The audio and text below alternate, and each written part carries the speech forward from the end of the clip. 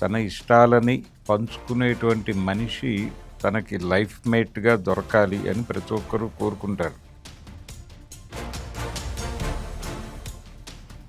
తన మనసులో ఉన్నటువంటి కోరికల్ని లేకపోతే ఇష్టాలని అణిచేసుకుని జీవించేసేటువంటి వాళ్ళు చాలామంది ఉంటారు. ఒకవేళ ఇతనితో విడిపోతే ఫర్దర్గా జీవితం ఎలా ఉంటుందో తెలియదు. పెళ్ళి అనేది ఒక చట్రంగా మారి అది బద్దలు కొట్టలేనటువంటి, అంటే విడిపోయే హక్కుని రిజర్వ్ చేసి ఇద్దరు మనుషుల్ని కలపాల్సి ఉంటుంది.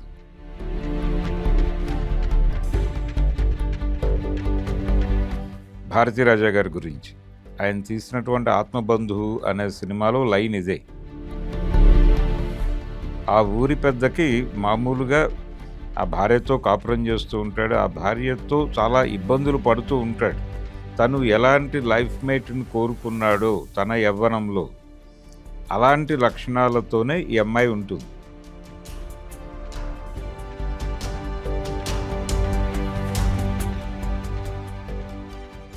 దాంతో అమ్మాయి ఈయనకి కనెక్ట్ అవుతుంది.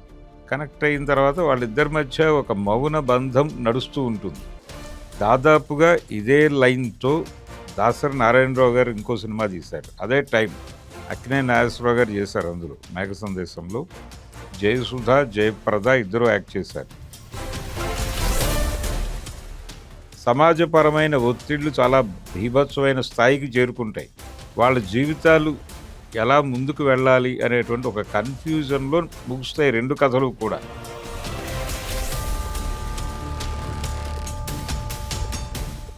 కలిసి జీవితాన్ని ముందుకు నడిపించే దిశగా కథని నడపలేదు. స్ట్రైట్గా స్ట్రైకింగ్గా ఇదే విషయాలు చెప్పినటువంటి వాళ్ళలో అగ్రగణ్యుడు చలం గారు. ఆయన పుస్తకాలు చిన్నపిల్లలకు దొరకకుండా చేసేవారు ఆ రోజుల్లో. ఒకే లైన్తో భిన్నమైనటువంటి టేకింగ్ పద్ధతులతో వచ్చిన సినిమాలు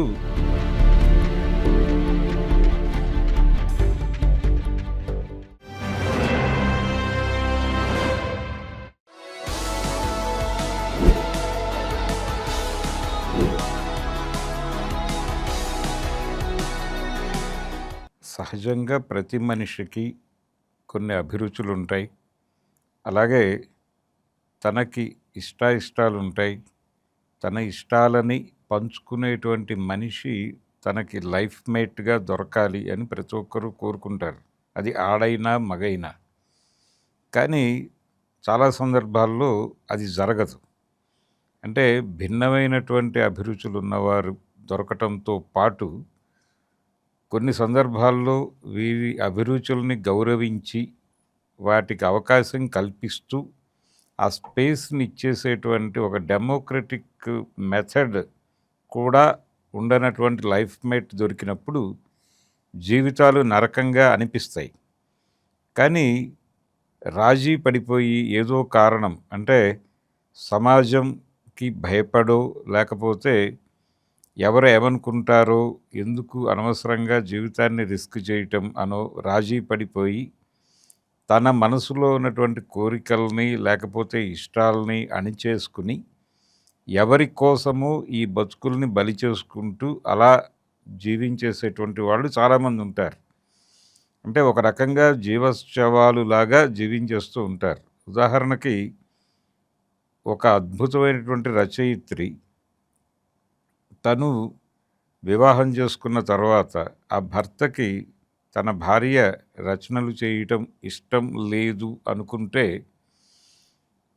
భర్త ఇష్టాలను గౌరవించి ఎందుకు ఆయన్ని ఇబ్బంది పెట్టడం, లేకపోతే ఒకవేళ ఇతనితో విడిపోతే ఫర్దర్గా జీవితం ఎలా ఉంటుందో తెలియదు, ఇంకెలాంటి వాళ్ళు వస్తారో తెలియదు, తర్వాత తల్లిదండ్రులు ఎలా సఫర్ అవుతారో తెలియదు, ఈ సమస్యలతో ఎందుకు వచ్చిన గొడవ, అసలు నేను రచయిత్రిని కాను అని నాకు నేను సమాధానం చెప్పేసుకుంటే సరిపోతుంది కదా అనుకుని ఆ క్రియేటివ్ లైన్ వదిలిపెట్టేసి ఆయన చెప్పిన పద్ధతుల్లో వంట చేస్తూ ఆయన చెప్పిన పనులన్నీ చేసుకుంటూ ఆ ఇంట్లో ఒక యంత్రంలాగా బతికేసే మనిషి భార్యగా నడుస్తోంది అనుకోండి. ఎక్కడో అక్కడ ఏదైనా చదివినప్పుడు, అరే! ఇలా రాసారేమిటి? నేనైతే ఇలా రాసేదాన్ని కదా! అని అనిపిస్తుంది కానీ, ఏం చేయలేని నిస్సహాయత ఒక్కసారి ఆ మనసుని చిన్న డిప్రెషన్‌లోకి లాగుతుంది. కానీ ఇమ్మీడియేట్‌గా బాధ్యతలు గుర్తొచ్చేసి, సరే మనం స్వయంగా ఈ నిర్ణయం తీసుకుని, ఈ జీవితంతో సమాధాన పడ్డాం కాబట్టి ఇలాగే కొనసాగుదామని తనను తాను స్థిరపరుచుకుని, మౌనంగా ముందుకు వెళ్ళిపోతూ ఉంటుంది. ఇలాంటి జీవితాలు అనేకం ఉంటాయి. అయితే పెళ్ళి అనేది ఒక చట్రంగా మారి, అది బద్దలు కొట్టలేనటువంటి ఒక కోటగా మారిపోయిన పరిస్థితుల్లో జీవితాలు అలా అందులోనే సమాధి అయిపోయే పరిస్థితి వస్తుంది. అందుకని ఇద్దరు ప్రేమించుకున్నా, లేకపోతే పెళ్లి చేసుకున్నా అదేదో పర్మనెంట్ బంధంగా చూడటం అనేది తప్పు. ఎందుకంటే వ్యక్తులు ఇద్దరూ వేరు వేరు బ్యాక్‌గ్రౌండ్స్ నుంచి వస్తారు. భిన్నమైనటువంటి ఆలోచన స్రవంతుల్లో నుంచి వస్తారు. భిన్నమైనటువంటి అభిరుచులు కలిగి ఉంటారు. కలిసి జీవించిన త కాలంలో ఒకరి పట్ల ఒకళ్ళకి ఇష్టం పెరగనివ్వచ్చు, తగ్గనివ్వచ్చు. లేకపోతే వీళ్ళతో ట్రావెల్ అవ్వటం కష్టం అనిపించొచ్చు. అప్పుడు ఇమ్మీడియేట్‌గా ఒక నిర్ణయం తీసుకోగలిగినటువంటి స్వేచ్ఛ ఖచ్చితంగా ఉండి తీరాలి. అంటే విడిపోయే హక్కుని రిజర్వ్ చేసి ఇద్దరు మనుషుల్ని కలపాల్సి ఉంటుంది.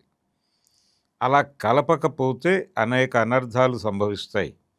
అంటే పెళ్ళిళ్ళు అయిపోయిన తర్వాత పెళ్ళి అనేది ఒక ఖైదుగా మారిపోయి, దానిలో బందీగా చిక్కుబడిపోయి, ఏం చేయాలో దిక్కుతోచక, అలా లైఫ్ పడిపోయినటువంటి ముద్దాయిలాగా, లేకపోతే ఉరిశిక్ష పడిపోయినటువంటి ముద్దాయిలాగా జీవితాన్ని గడిపేస్తూ ఉంటారు మౌనంగా.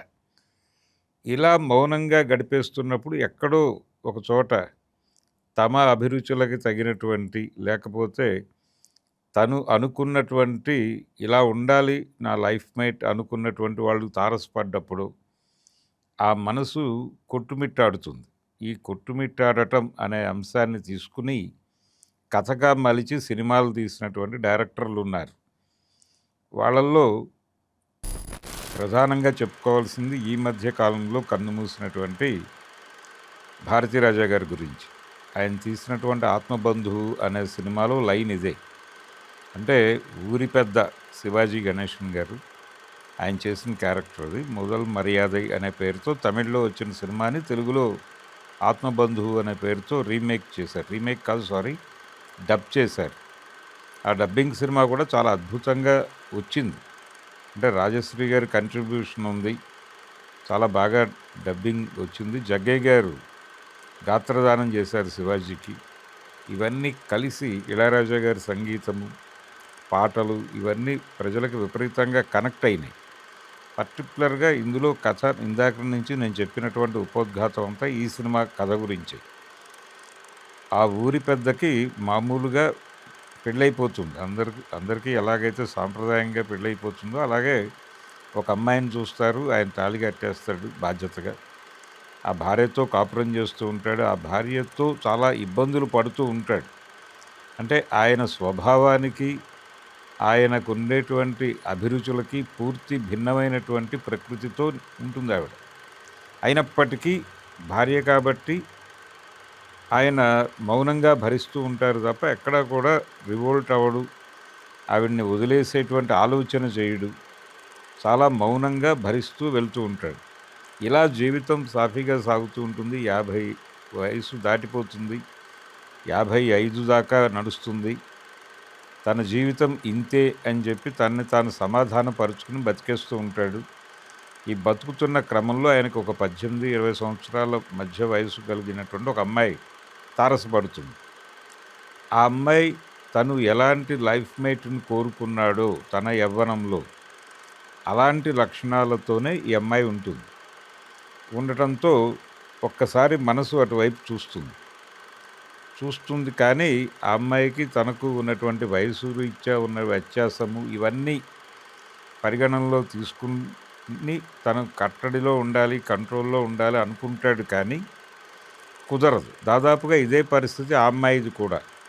అంటే తన లైఫ్లోనే ఆ అమ్మాయి తన మాటలకి లేదు, తన అభిప్రాయాలకి ప్రాపర్ రియాక్షన్ వచ్చేటువంటి ఇంకొక మనిషిని చూడదు.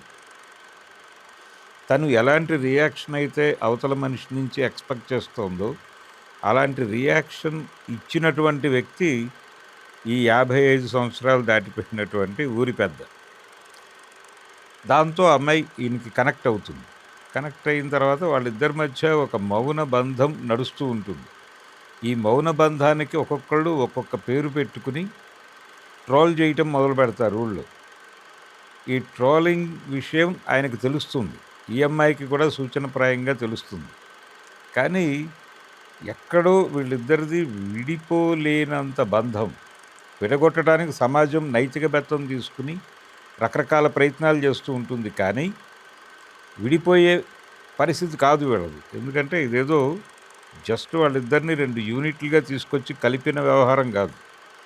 వాళ్ళ మనసులు పెనవేసుకున్నటువంటి సందర్భం. అందుకని వాళ్ళు విడిపోరు. అలాగే ఉంటారు. ఆయన అలాగే వెళ్ళిపోతాడు. కానీ ఇదే సమయంలో ఆయన తన భార్యని వదిలేయాలని కూడా అనుకోడు.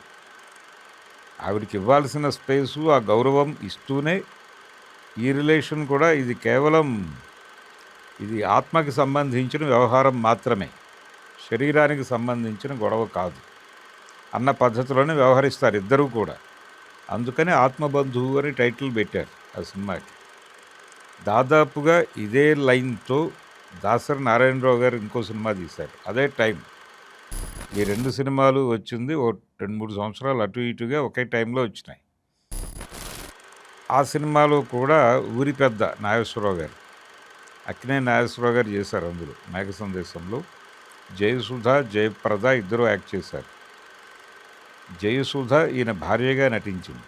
జయప్రద ఈయన తన మనసులో ఊహించుకున్నటువంటి, తను కోరుకున్నటువంటి లైఫ్ మేట్ తాలూకా లక్షణాలు ఉన్నటువంటి ఒక అమ్మాయి.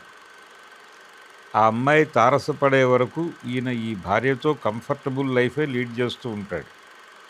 లీడ్ చేస్తున్నటువంటి క్రమంలో ఒకసారి సడన్గా ఆ ఊరికి ఎవరో వచ్చారు. దానివలన ఊరు మొత్తం అంటే యూత్ నాశనం అయిపోయే అవకాశం ఉంది అని తెలుస్తుంది. తెలిసి ఆ వచ్చిన మేళంని కంట్రోల్ చేయటం కోసం ఈయన ఊరి పెద్దగా బాధ్యత తీసుకుని వెళ్తాడు అక్కడ. వెళ్ళేసరికి అక్కడ ఈ అమ్మాయి డ్యాన్స్ చేస్తూ ఉంటుంది. ఒక పాట నడుస్తూ ఉంటుంది. అది చూడగానే ఈయన కనెక్ట్ అవుతాడు. ఈయనలో ఒక సాహిత్య జీవి ఉంటాడు. ఆ సాహిత్య జీవికి కొన్ని అభిరుచులు ఉంటాయి. ఈ అభిరుచులు ఆయనలో ఉన్నటువంటి ఈ టేస్ట్లు, ఈ టేస్ట్కి సంబంధించిన విండో ఓపెన్ అయి ఆ అమ్మాయి అందులోకి ప్రవేశిస్తుంది. ప్రవేశించిన తర్వాత ఇక అక్కడి నుంచి తను రెగ్యులర్గా వెళ్ళి ఆ అమ్మాయి డ్యాన్స్ను వాచ్ చేస్తూ ఉంటాడు.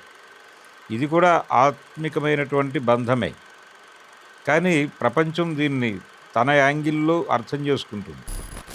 అర్థం చేసుకుని ఏదో జరుగుతోంది, ఊరి పెద్ద అందరికీ శకునం చెప్పే బల్లి తను కుర్చీలో పడ్డట్టుగా వెళ్ళిపోయి ఆ అమ్మాయి మాయాజాలంలో పడిపోయాడు అని చెప్పి మాట్లాడుకుంటూ ఉంటారు.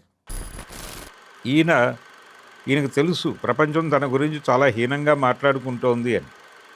కానీ ఆ సంబంధం వదులుకోవటానికి సిద్ధపడ్డాడు. ఆ అమ్మాయి కూడా ఈయనతో కనెక్ట్ అవుతుంది. అంటే దాదాపుగా అంటే తన లైఫ్లో తన పరిధిలోకి వచ్చినటువంటి పురుషుల్లో తనలో ఉన్నటువంటి కళాకారిణిని ప్రాపర్గా అర్థం చేసుకున్నటువంటి మగవాడు కనిపించక ఈయనలో ఆ లక్షణాలు కనిపించడంతో కనెక్ట్ అవుతుంది. వాళ్ళిద్దరి మధ్య ఉన్నటువంటి ఈ ఆత్మబంధానికి సంబంధించి దాన్ని అర్థం చేసుకునేటువంటి మరో మనిషి కనిపించడు అక్కడ. దాంతో వాళ్ళిద్దరూ వాళ్ళ జీవితం వాళ్ళు గడుపుతూ ఉంటారు. కానీ సమాజపరమైన ఒత్తిళ్లు చాలా బీభత్సమైన స్థాయికి చేరుకుంటాయి. ఇలా సమాజం నైతిక బెత్తం తీసుకుని అంగీకరించినటువంటి కొన్ని విలువలతో బతికేటువంటి వాళ్ళు వాళ్ళ జీవితాలు ఎలా ముందుకు వెళ్ళాలి అనేటువంటి ఒక కన్ఫ్యూజన్లో ముగుస్తాయి 2 కథలు కూడా. మేఘ సందేశం అలాంటి ముగింపునే కోరుకుంటుంది. అలాగే ఆత్మబంధువు భారతీరాజ గారు తీసినటువంటి ఆత్మబంధువు కూడా దాదాపుగా అలాగే ముగుస్తుంది. కానీ దీని నుంచి బయటపడి ఈ సమాజాన్ని ఎదిరించి వాళ్ళిద్దరూ కలిసి జీవితాన్ని ముందుకు నడిపించే దిశగా కథని నడపలేదు. 2 సినిమాల్లోనూ అదే వెలితి. కానీ నిజంగానే అలా వెళ్ళిపోయి జీవించగలిగే పరిస్థితులుంటే సమాజంలో అలా ఊరుకోరు. ఏదో పద్ధతిలో ఎక్కడో ఒక చోట దాడి జరుగుతుంది. సమాజానికి ఎదిరించి దెబ్బలాడి నిలబడాల్సినటువంటి ఒక కమిట్మెంట్ ఉండాల్సొస్తుంది. ఈ యుద్ధం చేసేటువంటి ఓపిక లేకే కదా ఆ రోజున జీవితంతో రాజీ పడింది అనుకుని ఎవరి జీవితాల్లోకి వాడు వెళ్ళిపోతే ఇబ్బంది లేదు. కానీ విడిపోలేని పరిస్థితి ఉంటుంది. ఉన్నప్పుడు కలిసి దెబ్బలాడటం అనే ప్రోగ్రాంలోకి వెళ్ళాలి. ఈ యుద్ధానికి వాళ్ళు టిక్కు పెట్టి యుద్ధం చేస్తూ జీవితాన్ని నిర్మించుకోవటానికి ముందుకెళ్ళాలి.